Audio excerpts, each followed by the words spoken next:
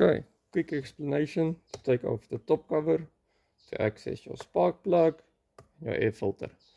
So the machine is in the off position, down, pull both, put it at the lowest setting, full choke, otherwise you're going to struggle to get it off.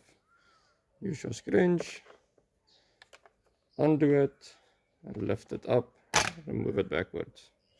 Now we have access to your air filter, spark plug. The spark plug comes out with this tool that's provided with the chain, and the filter, you can just pick it up. I have to just rinse this one out for air, blow it out with air, and the same when putting it back. Make sure it's there, put it on. There's two clips here in front on both sides.